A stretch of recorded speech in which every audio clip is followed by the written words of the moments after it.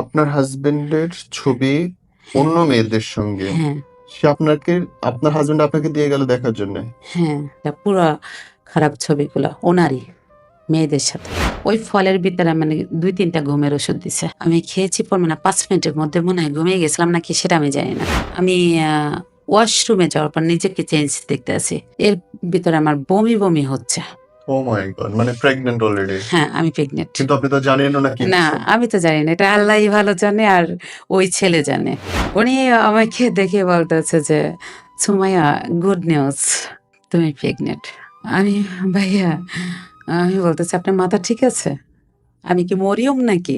আমি 14 জনের বেশি আমার এখন পর্যন্ত আমার দুলাভাই বলতে পারবে না আমি কেমন দেখতে। 2011 সাল থেকে খাস পর্দা করি। বয়স কত এখন আপনার? রানিং 24 চলতেছে। মাত্র 24? ইয়েস। ও মাই গড, মানে জীবন তো এখনো শুরুই হয় নাই, না শুরুই হয়নি। অথচ জীবনে এত প্যারা। ইয়েস। কেমনি কি বলেন তো? আমি আমরা 4 বোন, হুম 1 ভাই। আমি সবার ছোট, বোনদের ছোট, ভাই আমার ছোট। আমি যখন ক্লাস 1 এ পড়ি তখন আমার বাবা বাহিরে চলে যায়। হুম যখন আমি ক্লাস 4 এ পড়ি তখন বাবা আসে। হুম আসার পরে আমাদের গ্রামের একটা সচার যেটা হচ্ছে যে ছোট মেয়েদের এমনি বিয়ে হচ্ছে, এটা বড় হলে তখন তারা পারিবারিকভাবে মানে আনুষ্ঠানিকভাবে নিয়ে যায়। ওয়েট, মানে হ্যাঁ এটা আমাদের বুকিং বলছে। করে রাখার মতো? হ্যাঁ বুকিং করে, যে মেয়েটা ছোট, দেখতে সুন্দর, ফ্যামিলি ভালো, আমরা মুরব্বীর একটা কথা রেখে দিবে যে এই মেয়েটাকে আমার বউ এমনি ছেলের বউ করব। মানে মেয়ে বুক করে রাখে হ্যাঁ ছোটবেলায়? হ্যাঁ ও ছোটবেলায়। মাই পরে গড, এটা হোক আর না, কোথাকার এটা, কোন এটা জেলায়? পিরোজপুরের জেলে। পিরোজপুরে? হ্যাঁ এখন হচ্ছে না, কিন্তু এটা 2008-9-তে এরকমই ছিল। আমি কয়দিন আগে পিরোজপুরে ঘুরে আসলাম। তার মানে হয়তো এখনো হচ্ছে, হয়তো আমরা। না এখনো হচ্ছে, ছোট ছোট গ্রামে এখনো খোঁজ নিলে হুম, এটা হচ্ছে, কিন্তু ভালো ফ্যামিলিতে এখনো হচ্ছে না, চেঞ্জ হয়ে গেছে এটা। মানে পিরোজপুরে মেয়ে বুক করে রাখা যায় ছোটবেলায়? হ্যাঁ হ্যাঁ মাই এটা গড। রেখে দিয়ে এটা একদম চাপিয়ে রাখে, পরে এটা যখন মেয়েটা একটু বড় হয় হ্যাঁ, তখন ছেলেটা যখন নিতে চায় তখন তো হয়ে যায়। ও মাই আর মেয়েটার পছন্দের অপছন্দের কোনো গুরুত্ব দেয় না ও গশ। গার্ডিয়ানেরা। তা তখন আমাকে ছোট দেখে, যাই হোক, এলাকার ছেলেরা খুব চয়েস করতো হ্যাঁ, বা মুরব্বীরা বলতো যে মেয়েটা বড় হলে। আর বাবা, আমার একটা ভাই নেই, হুম ছোট একদম। হুম হুম বাবা তখন ভাবছে যে আমার মনে হয় এই কাজটা করলেই ভালো হয়। হুম তা একজনের সাথে কথা বলে রেখেছিল হুম যে বড় হলে তারপর দিব। সেখানে যখন আমি ক্লাস 6-এ পড়ি আমাকে যখন জানিয়েছে যে তার সাথে আমার এরকম কথা দিয়ে রেখেছে, তখন আমি বলছি ইম্পসিবল। তো ছোটবেলা থেকেই আমি ঘাড়টা মানে যেটা প্রতিবাদ বলি, করতে শেখেন? হ্যাঁ প্রতিবাদী। আমি যেটাই বলি ওইটাই, কারণ হুম আমি ভাবি যে না এটা আমার লাইফ স্টাইল, আমার লাইফে কাকে আমি লাইফে জড়াবো সেটা হচ্ছে আমার সিদ্ধান্ত। হুম আমার সব কিছু আমার বাবার সিদ্ধান্ত নিক, ফ্যামিলি নিক, হুম কিন্তু বিয়েটা আমি নেব। রাইট। তাই আমি সবার কাছে এই কথাটা বলার পরে সবাই আমার ফ্যামিলি এটা টর্চার করছিল যে কিরকম? ওখানে নেওয়ার জন্য, এটা শারীরিকভাবে বা মানসিকভাবে। মারছে? হ্যাঁ এটা আমার বড় দুলাভাই যে, উনি আমাকে অনেক টর্চার করছে। মানে গায়ে হাত তুলছে কিছু হ্যাঁ করে? অনেকবার, যেটা আমি মানার। অনেকবার? হ্যাঁ ফ্যামিলিগতভাবে তারা বাধা দেওয়ার পরে মায়ের, বোনের, সবার টর্চার এটা সহ্য করা লাগছে। আমি তাদের কাছে বলতে পারছি না যে আমি ছোট সময় এটা মেনে নেব কেন, বাট এটা কারো কাছেই আমি ভালো সাজেশন পাইনি বা কেউ আমাকে সাপোর্টও করেনি। আমার 3 দুলাভাইয়ের ভিতরে একজনের মাওলানা, ভালো বিজনেস, সৌদি আরবে 14 বছরের মতন বিজনেস ছিল। আর মেজর দুলাভাই সেও ব্যাংকে জব করতো আর মালয়েশিয়া আছে। সে দুজন হাফেজ, সবাই ভালো, বুঝছেন, শিক্ষিত, কিন্তু কেন ভুল করছে এটা আমি জানি না আমাকে নিয়ে। হুম যাই হোক আমার বাবা পরে এটা নিয়ে বসে বলছে যে না, মেয়ে যখন চাচ্ছে না তাহলে হবে না। আব্বা বলছে? আমার বাবা তখন সৌদি আরব থেকে বলছে, বাবার কথাটা শোনার পরে তারা সিদ্ধান্ত নিয়েছে যে না ওকে।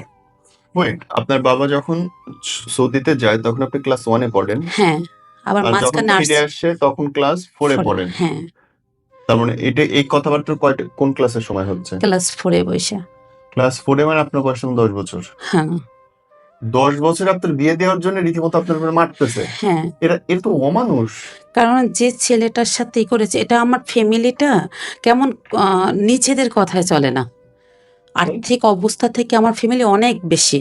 এরা কষ্ট আছে। হ্যাঁ না ওকে। টাকা আচ্ছা। প্রচুর টাকা ইনকাম করে কিন্তু ওনারা আরো চায়। ও দাঁড়ান।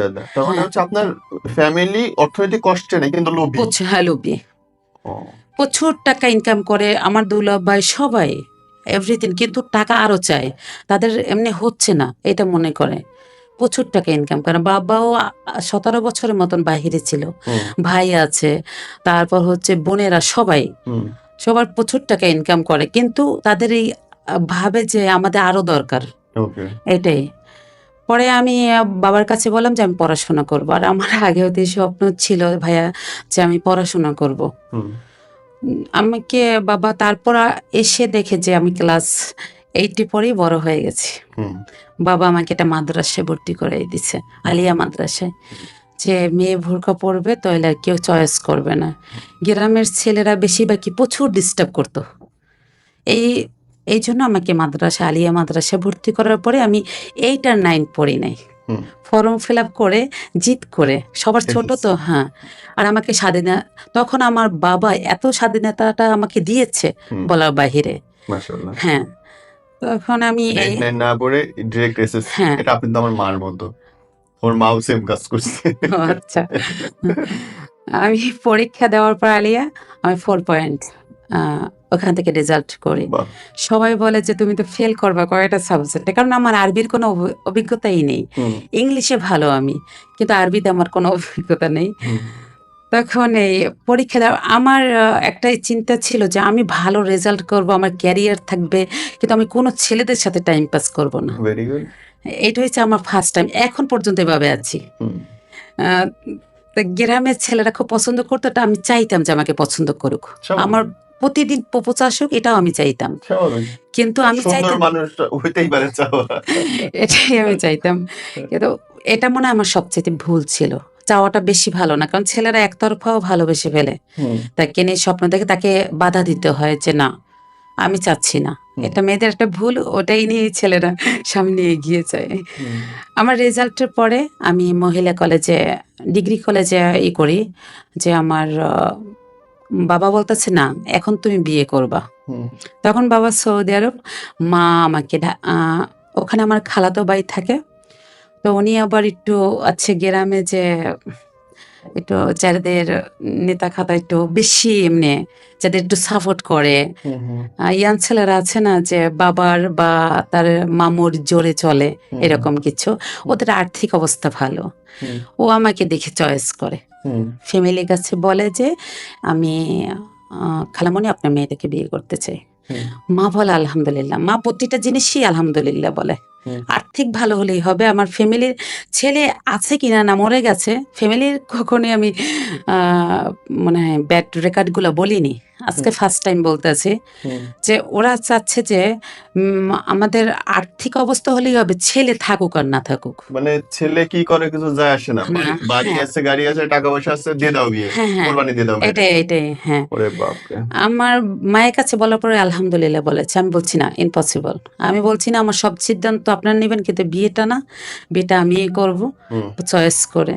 তখন বলল যে তুমি দেখো তোমার খালাতো বোনের টাকা আছে, সব কিছু থেকে কেউ তোমাকে রাস্তায় চোখ দিয়ে তাকাতে পারবে না, হুম ও চোখ উঠাইয়ে ফেলাইবে এটা বলতেছে। পরে আমি বলতেছি এইরকম কাউকে আমি চাইও না যে উঠাইয়ে ফেলাক, হুম আমি এরকম কিছু চাই না, আর আমার এখনো পড়াশোনা দরকার। তারপরে মা বলল যে না পড়াশোনা না ওর কাছে, ও অনেকবার লোকজন নিয়ে উঠাইয়ে নিতে আসছে, আমাকে অন্য বাড়িতে লুকাইয়ে রাখছে, এরকম লুকাইতে লুকাইতে থানার পিছনে পুলিশের কাছে বলছে যে এভাবে মেয়ে নিয়ে সমস্যা। তখন বললো যে আচ্ছা ঠিক আছে, তো তোমরা একটা কাজ করো, তুমি ঢাকাতে নিয়ে যাও, সবাই পরামর্শ দিচ্ছে। আমাকে মা বা দুলাভাই ঢাকাতে নিয়ে আসে, তখন গুলশানে থাকে আমার দুলাভাই, ব্যাংকে জব করে, বোনের কাছে থাকে। দুলাভাইয়ের এখানে একটা কথা হচ্ছে, দুলাভাই যেখানে জব করতো হুম ওনাকে যে জবটা দিয়েছে সেই ছেলে দিয়েছে, হুম যে ছেলের সাথে আমার এই অ্যাক্সিডেন্টের কথা বলতে আছে এখনই শুরুতে, হুম উনি তখন সচিবালয় জব করে। হুম তো এখন কোন সচিবালয়ে জব করে এটা আমি কনফার্ম বলতে পারবো না, হুম। কারণ ওনার তো উনি ওনাকে জব দিয়ে দিয়েছে হঠাৎ করে করোনা। হঠাৎ করে ভাইয়া হুম। উনি আমার দুলাভাইয়ের কাছে বলতেছে যে আমার দুলাভাইয়ের নাম ধরে বলছে যে আমি একটা মেয়ে চাই। বিয়ের জন্য। হ্যাঁ, বিয়ের জন্য। হুম। শুধু একটা মেয়ে। তোমাদের কাছে খোঁজ থাকলে এরকম। কয় আপনি তো যে পরিমাণ উনি মাস্টার্স কমপ্লিট করেছে হচ্ছে কুষ্টিয়া থেকে। হুম। তারপরে মাওলানা শেষ করছে তামিলাত মিল্লাত থেকে। হুম। আ দেখতে শুনতে খুব ভালো। তো উনি যে বলার পরেই আমার দুলাভাই ভাবতেছে যে আমার তো একটা শালী আছে। হুম। অনেক সুন্দর। আর বয়স কম। তাহলে উনারই বলা লাগে। উনি সবকিছু বাদ দিয়ে আমাকে বলছে হুম। যে আপনি দেখতে পারেন। বাসাতে এসে দেখলো, দেখে বলতেছে যে আমাকে আংটি পরাই গেছে। আপনার সম্মতিতে? হ্যাঁ, আমি রাজি আছি। ওকে। কারণ আমি শুনেছি উনি মাস্টার্স কমপ্লিট করেছে, তারপর সরকারি জব করে। কারণ মেয়েরা তো চায় যে এরকম কিছুই যে যাই হোক। সরকারি চাকরি করলে তো যে চাচা হোক আর ভাঙা হোক সব মেয়ে রাজি। সব মেয়ের মে মারাও রাজি। হ্যাঁ, বিসিএস হ্যাঁ। চাকরি করে মেয়ের মাও রাজি বিয়ে করার জন্য। হ্যাঁ, আর আমি ১ম রাজি হচ্ছি, আমি মাদ্রাসায় পড়ছিলাম, উনি তো তাবলিগে। ওকে। ভাইয়া এদিক ওনার যে এমনি অন্য খারাপ কিছু নেই। না যাই হোক। ঠিক আছে। আর ম্যাচুরিটি ছিল। আমি ছিলাম ১৪ বছরের, ১২-১৩ বছরের। আর উনি ছিল ২৬-২৭ বছর। ভাবছি উনি আমাকে যতটুকু বুঝবে মানে এটাকে তখন আপনার বয়স হচ্ছে কত? ১৩-১৪ এরকম হবে। 13-14 তে? হ্যাঁ, আমি ২ বছর পড়েই না, ওই যে পরীক্ষার পরেই তো চলে আসলাম। ১৩-১৪ এরকম হবে। কিন্তু আমি তখন এমনি কোনো থ্রি পিসও পড়ি না। গ্রামের মেয়েরা আছে না ফ্রক পরে, ওনা ছাড়া চলে, হুম। এরকমই। হুম। কিন্তু তারপর রাজি হয়েছি কিসের জন্য? উনি বলেছে যে এই মেয়েটাকে আমি ৫ বছর পরে বিয়ে করব। হুম। এখন আংটি পরাই রাখবো, ৫ বছর পর বিয়ে করব। তো আমি ভাবছি ৫ বছর পরে যে তাহলে আমার কোনো ছেলে ডিস্টার্ব করবে না। ঢাকাতে পড়াশোনা করতে পারবো। সম্পূর্ণ উনি নিচ্ছে। বাসায় যেটা পেয়ারা বা ছেলেরা চয়েস করে এগুলো তো থেকে আমি বাঁচতে পারবো। হুম। আমি অনেক কিছু ভেবে কিন্তু এখানে হ্যাঁ বলেছি। বুঝতে কিন্তু তাকে চয়েস করিই নাই। হুম। এমনি একটা যে ফিলিংস আসা মেয়েদের, এই জিনিসটা আমার প্রতি আসেনি ওনার কাছে। হুম। রাজি হয়েছে শুধু আর্থিকের দিক থেকে বাঁচার যে জন্য। হ্যাঁ, বাঁচার জন্য যে ছেলেদের কাছ থেকে বাঁচতে পারবো। সঠিক। তারপরে? পরে উনি এটা বলে কাবিন করে চলে গেছে। আমি যতদিন বড় না হব ততদিন আমার সাথে কোনো দেখা সাক্ষাৎ হবে না। পুরোপুরি উনি আমার দায়িত্ব নিবে। হুম। যতটুকু সম্ভব আমাকে সেফে রাখবে, দায়িত্ব নেবে। কিন্তু উনি আমার কাছে আসবে না বা ওনার সাথে আমার দেখা সাক্ষাৎ হবে না। হুম। পরে আমার মা বলেছে তাই শুধু কাবিন করবে কেন? সরাটাও করে ফেলো। সরা কি? ওটা যেটা মেন মুসলমানের ওই যে মেয়েদের কবুল বলাটা? হ্যাঁ, কবুল ওকে, ওকে। এটাও বাদ দিবা কেন? তারপর তুমি চুপ থাকো। যখন তুমি হাসব্যান্ড ইওর। হুম। মায়ের কথা বুঝছেন? ফ্যামিলিটাই আমি তো আগেই বলছি ফ্যামিলিটার ভিতরে আর্থিক ঝামেলা। অবস্থা হলে হ্যাঁ, তাহলে সবকিছুই হয়ে যায়। মায়ের কথায় উনি রাজি হয়েছে। হুম। হওয়ার পরে উনি চলে গেছে। আমাকে ওই শুধুই সালাম দিয়েই চলে গেছে। এরপর ওনার সাথে আমার কথা হয়নি। ফোন নাম্বার দিয়ে গেছে যে আমাদের সাথে আগে বন্ধুত্ব হতে হবে। আমি ২-৩ মাসই খুব ভালো ছিলাম, গুলশানে ছিলাম। উনার এক ভাবি কাস্টমসে জব করে, ভাইয়া সচিবালয়ে। উনারা সে হাই লেভেলের। আমাদের সাথে অ্যাডজাস্ট হয় না। হুম। আমার ফ্যামিলি সবাই খুশি। এমনকি ওই মঠবাড়িয়া থানার ভিতরে বলছে যে ফার্স্ট যদি কেউ হাসব্যান্ড হিসেবে পায়, তাই সেটা আমি। ওকে। হ্যাঁ, তাই সবাই আমাকে সবাই ফোন করে প্রশংসা করতেছে আমার হাসব্যান্ডের যে এরকম কপাল কয়টা মেয়ের হয়। যাই হোক। আমি কিছুদিন যাওয়ার পরে একটা মেয়ে তখন ২০১৩ না ১৪ সালের কথা। আমাকে একটা ছোট্ট একটা আ ওটা হচ্ছে মেমোরি নিয়ে আসছে। এটা মনে হয় ৮ জিবি আমার যতটুকু মনে আছে। তো ছোট্ট বাটন সেটে আগে মেমোরি ঢুকিয়ে ভিডিওগুলা দেখতো না? জি, জি, জি। আমাকে একটা ফোন দিছে, ছোট বাটন, কিন্তু আমি ভিডিও দেখতে পারতাম। হুম। ওই ফোনে বলতেছে যে তুমি এইটা ঢুকাইয়া রাত্রে দেখো এটার ভিতরে কি আছে। হুম। তা রাত্রে যখন আ ঘুমাতে গেছি তখন আমি ওই ছোট্ট মেমোরিটা ভিতরে ঢুকিয়ে তারপর ওটা চালিয়ে দেখতে যাচ্ছি যে এটাই কি? পরে দেখতেছি এটা পুরা খারাপ ছবিগুলা ওনারই মেয়েদের সাথে। এটা দেখার পরে ভাইয়া আমি তখন আপনার হাসব্যান্ডের ছবি অন্য মেয়েদের সঙ্গে হ্যাঁ, সে আপনাকে, আপনার হাজবেন্ড আপনাকে দিয়ে গেল দেখার জন্য? হ্যাঁ, ছবি না ভিডিও? ভিডিও। একটা ২ টা ভিডিও মনে হয় একটা মেয়ের সাথে। একটা মেয়ের সাথে মানে অন্য কোনো মেয়ে আমার শারীরিক মিলনের ভিডিও? হ্যাঁ, হ্যাঁ, একদম পুরোপুরি। আর আমি তো তখন ছোট। আমি এর ব্যাপারে কোনো অভিজ্ঞতাই নেই বা আমি জানি না, শুনি না। আমি তখন কাজ পর্দা করি। আমি কোনো ছেলেদের দিকে তাকান তো ভালো। আমার লাইফে আমি এমনভাবে মেনে নিয়েছি। শুধু হাদিস কোরআনের বই পড়ি আর এমনি একদম পুরো কোনো ছেলেদের সাথে আমার মনে হয় চোখ দিয়ে তাকানো। এই যে গুলশানে ছিলাম, তাও এমনভাবে বাহিরে নামতাম শুধু আমার চোখ ২ টাই দেখতো। এছাড়া আর কিছুই না। তা সেই অবস্থা ওইটা দেখার পরে ভাই আমি সাথে, সাথে সেজদায় পড়ে গেছি অজু করে। আল্লাহ, এটা আমি শুনেছি মেয়েরা নাকি ভালো হলে হাসব্যান্ডও ভালো হয়। কিন্তু আমি কার জন্য অপেক্ষা করেছিলাম? আর সে কিরকম ক্যারেক্টারের? আমি সেজদায় পড়ার পরে ছোট একটা মেয়ে, ওর নাম বিথি, বিথি আমার সাথেই থাকতো। ওই যে তার বাবে যে কাস্টমসে জব করতো না? ওই বিথি এসে আমাকে বলতেছে, "আন্টি কান্না করেন কেন?" আমি বলছি যে, "মা এইটা কি তোমার আঙ্কেলে? তুমি দেখো তো।" কয়, আমি ছবিটা বড় করে এমনি দেখাচ্ছি। কয়, "হ্যাঁ, এটা আঙ্কেলে।" আমি কি তোমার আঙ্কেলের এই মেয়েটারে চিনি? কয়, "হ্যাঁ, আমি এই মেয়েটারে চিনি। বাসায় আসছিল।" তার মানে মেয়েটার সাথে সম্পর্ক। ওর সাথে যে একটু কনফার্ম হলাম, ওনাকে ফোন দিলাম যে, "আপনার সাথে আমার একটু কথা আছে।" উনি বাসায় চলে আসছে। বাসায় কেউই ছিল না। ফ্রাইডে আর স্যাটারডে ওরা বাসায় কেউ থাকতো না। ওই বিথি মেয়েটাই থাকতো। মেয়েটা বাসায় ছিল। আমি বলতেছি যে, "আপনি একজন আলেম। পৃথিবীতে একটা মেয়ে বিশ্বাস করে যখন একটা ছেলে আলেম হয় বা দ্বীনের পথে হয় বা একটা কলেজের ছেলে যখন ৫ ওয়াক্ত নামাজ পড়ে, তখন তাকে পুরোপুরি বিশ্বাস করে যে না, এই ছেলেটা খারাপ হতে পারে না। তাইলে এখন যদি আপনাদের ভিতরে এটা থাকে, তাহলে আমরা কাকে বিশ্বাস করব?" আলেম হয়ে হ্যাঁ, সে অন্য মেয়ের সঙ্গে শারীরিক যৌনতা করে বেড়াচ্ছে, আবার তার সঙ্গে ভিডিও করতেছে, হ্যাঁ। আবার সে তার বউরে আবার সেই ভিডিও পাঠাচ্ছেও। না, এই ভিডিওটা অন্য একটা মেয়ে আমাকে ওনাকে ব্ল্যাকমেইল করার জন্য। উনি তো জানে না এটা।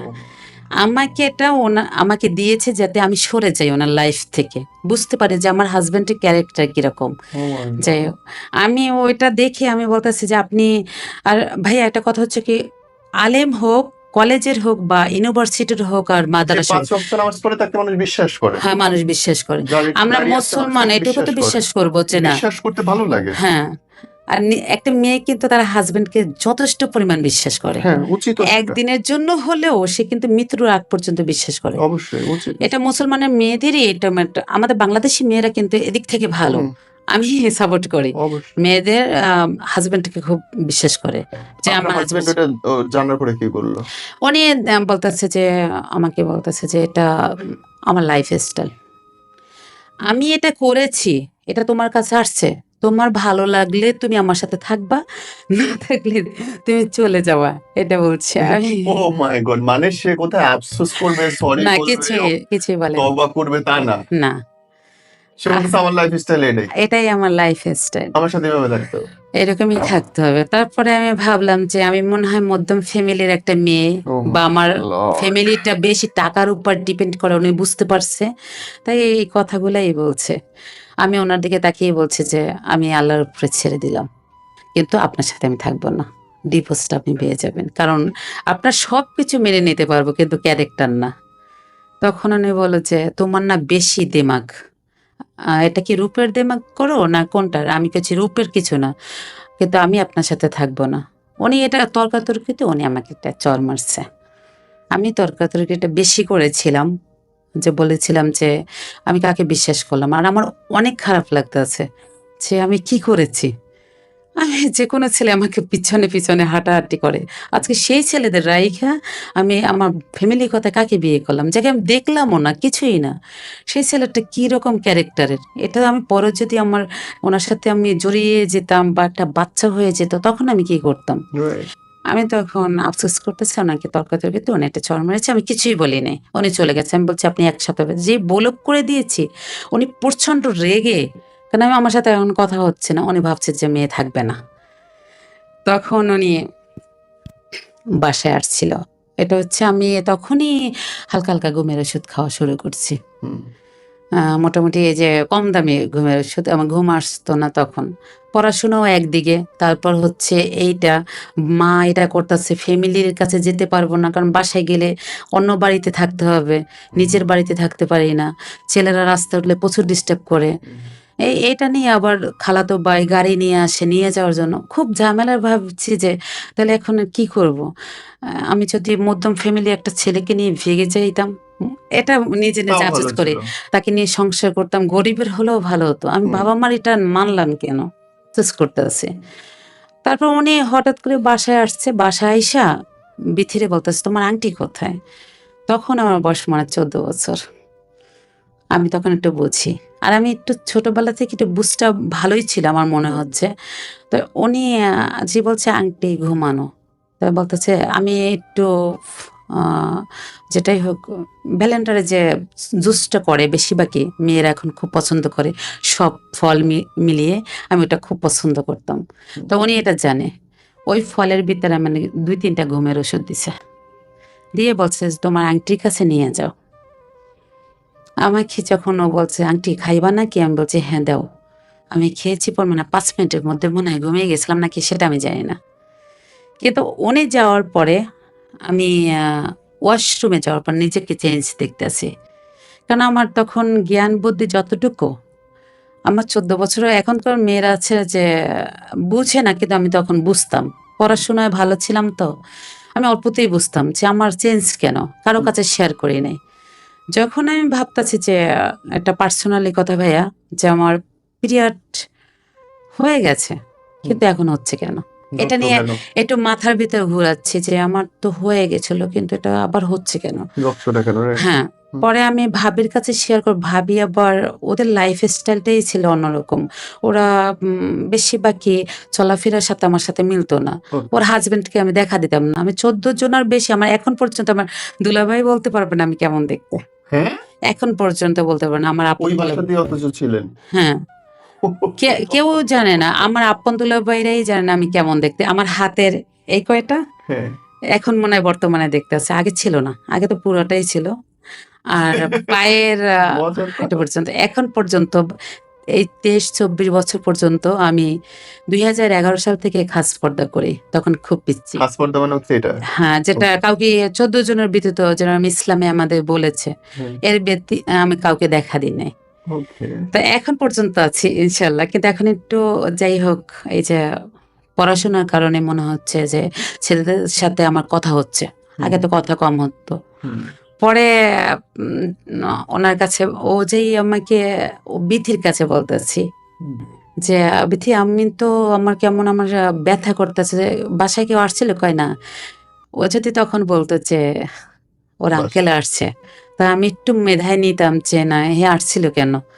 তো ও বলছে ওরে নাকি 200-300 টাকা দিচ্ছে আর মজা কিনে দিয়ে গেছে, ছোট বাচ্চা তো ওইটাই খুশি হয়েছে, বলে নাই, বলছে বলবা না। এভাবে আমি চেঞ্জ দুইবার দেখেছি আমার শরীরে, যেটা আমি সবসময় নামাজে বলতাম যে কেন চেঞ্জ হচ্ছে, বা আমি আছে না গ্রামে মেয়েদের একটু বলে যে জিন ভূতে ধরে, হুম। আমার শরীরে আমাকে আবার জিন ভূতে ধরেছে কিনা এটাই ভাবতাম। কিন্তু শুধু নামাজে কানতাম। তখন ওই 41 দিন আমি তাহাজ্জুদ নামাজ মানলাম যে আল্লাহ 41 দিন তাহাজ্জুদ নামাজ পড়ি তাহলে এটার রেজাল্ট আসবে। কেন হচ্ছে? কারণ এটাতে আমি কারো কাছে বললে যদি, আমি মেয়ে মানুষ, যদি এটা নেগেটিভে যায়, হুম। কারণ পজিটিভ নাও হতে পারে। হ্যাঁ। পরে এটা ভাবির কাছেও শেয়ার করিনি, কারণ ভাবিরা উচ্ছৃঙ্খলা, হুম। তাদের সাথে আমার মিলতো না। পরে 41 দিন নামাজ পড়তে পারিনি, আমার মনে হয় এর ভিতরে আমার বমি হচ্ছে। ও মাই গড, মানে প্রেগন্যান্ট অলরেডি? হ্যাঁ, আমি প্রেগনেন্ট। কিন্তু আপনি তো জানেনও না কি না, হচ্ছে। আমি তো জানি না, এটা আল্লাহই ভালো জানে আর ওই ছেলে জানে। যাই হোক, পরে আমি বমি হচ্ছে, ভাবি বলতেছে বমি হয়। ভাবি তো জানে যে ওনার সাথে আমার কোনো সম্পর্ক না, ওনার সাথে দেখা সাক্ষাৎ না, এটা তো ভাবি নেবি না আমার কাছ থেকে যে এটা হতে পারে বা এটা নিয়ে দুষ্টমি করবে, কোনো কিছুই না, মজাও করতেছে না। আমাকে এরকম 4 মাস গেছে, 5 মাস গেছে, কিন্তু আমি শুধু তাহাজ্জুদ নামাজ পড়েই যাচ্ছি আর শুধু আল্লাহর কাছে কান্না করি। আমি দেখতেছি তখন শরীরে পরিবর্তন এসে গেছে না, নাকি? হ্যাঁ, পরিবর্তন হ্যাঁ, হচ্ছে কিন্তু আমি বুঝি না তো। ওই যে আমি এটা আমার আগে যদি কিছু হতো তাহলে আমি বুঝতাম। হ্যাঁ। ফার্স্ট টাইম তো। আর আমি একটা ছেলের সাথে ভাই আপনার কাছে কি বলবো, আমি এই 24 বছর চলাফেরা করি আমার মনে হয় ধাক্কা লাগেনি। এই যে কাঁধে ধাক্কা এটুকু আমি বলতে পারবো আল্লাহর কাছে আমি করে যে আমার এতটুকু ধাক্কা লাগেনি। আমি এমনভাবে যে গাড়িতে যাব আমি রিজার্ভ যাব। বাসে চলবো কিন্তু যেন সাইডে কেউ না থাকে। নাহলে উঠতাম না। তাহলে বাসায় থাকি। কিন্তু এইভাবে চলতে, চলতে আজকে 24 বছর যে আমি একটা ছেলের কাছে এমনি বলতে পারি যেন কোরআন শপথ করে না তাকে কথা দিতে পারি যে আমি সতী। এই ডিজিটাল যুগে যে আমার একটা নখে আঘাত লাগেনি। আর আমি একটা ছেলেকে আমার মনে হয় না ভাইয়া যে কাউকে আমি একটু ভালো করে নজর করে দেখছি যে এই ছেলেটা কেমন। আমি দেখিনি। তো এই 24টা বছর এখন রানিং 23 বছর আমার চলে গেছে, 24 বছরে আমার চলতে আছে। এর ভিতরে নিজেকে যে এভাবে আটকানো এই ডিজিটাল যুগে আর পড়াশোনার ভিতরে এখন তো আমি এই পর্যন্ত যে নিয়ে আসছি এটা আমার সত্যি অনেক কষ্টের ছিল। কিন্তু লাভ হইলো কি? না ইন্টারনেট লাভ তো আমার মাঝখান থেকে একটা প্রতারকের কাছেই পড়লো। হ্যাঁ, প্রতারকের কাছেই পড়ছি। তারপরে ভাইয়া ওনাকে আমার ভাবি বলতেছে কি যে সুমাইয়া তোমার যে বমি আসতেছে এটার কারণটা কি? 5 মাস হয়ে গেছে তোমার কি পিরিয়ড হচ্ছে? আমি বলছি না ভাবি আমার তো পিরিয়ডও হয়নি। কয়, এটা তো তুমি আমার কাছে আলাপ করবা। তুমি শুধু 5 ওয়াক্ত নামাজ পড়ো, রুমের ভিতরে থাকো, সারাক্ষণ কোরআন তেলাওয়াত করো। তোমাকে কি তোমারটা তো আমার কাছে শেয়ার করতে হবে। উনি তো শিক্ষিত এইজন্য বলছে। আমি বলি, ভাবি আমাকে না একটু চলেন ডাক্তারের কাছে যাই। ইবনে সিনা উম্মে কুলসুম এটা শনি একটার দিকে যাত্রাবাড়ি। ওনার কাছে আমাকে সরি যাত্রাবাড়ি আমাকে নিয়ে গেছে উম্মে কুলসুম। উনি আমার একদম কাছের ফ্রেন্ড। উনি আমাকে দেখে বলতেছে যে সুমাইয়া গুড নিউজ তুমি প্রেগনেন্ট। আমি ভাইয়া আমি বলতেছি আপনার মাথা ঠিক আছে? আমি কি মরিয়ম নাকি? এটা হচ্ছে নবীর যুগের একটা কাহিনী হচ্ছে ইচ্ছা রহিলের তার মা হচ্ছে মরিয়ম কিন্তু বাবার পরিচয় নেই। এটা আল্লাহই তাকে দিয়েছে। ওই এটা তো আমি হতে পারি না। আমি তো সাধারণ একটা মানুষ। আমি বললাম যে আপনি কি বললেন মাথা ঠিক আছে? ভাবি বলতো যে পরিমাণ নামাজ পড়ে আর যে পরিমাণ ছেলেদের সাথে কারোর সাথেই নেই রুমের ভিতর সারাদিন থাকে তাই হতেও পারে। আমি ভাবি না ভাবি তারপর পিজিতে পরীক্ষা করেছে প্রস্রাব টেস্ট করে যে একই রেজাল্ট আসে ওনার সাথে আমার যেখানে টেস্ট করে একই রেজাল্ট আসে। ভাবি বলে যে তোমার যে পরীক্ষা করলে এটা ভাবি সত্যি রেগে গেছে এই বাচ্চাকার তোদের মতন মেয়েরা আছে পরেজগার দেখাস আমারে তখন বলতে আছে 5 ওয়াক্ত নামাজ পড়ে তার গোপনে গোপনে। আমি কথাটা শুনে সত্যি ভাইয়া এত কষ্ট পেয়েছি যে বলছে পর আমি কি আপনার মাথা ঠিক আছে? এমনি মেয়েদের এরকম এটা আমার মনে হচ্ছে ভুল। আপনি অন্য কোথাও আমাকে আবার টেস্ট করেন। সব বাড়িতে একই রেজাল্ট। এখন ভাবি বলতেছে ঢাকাতে সব জায়গায় আমার করা হয়ে গেছে।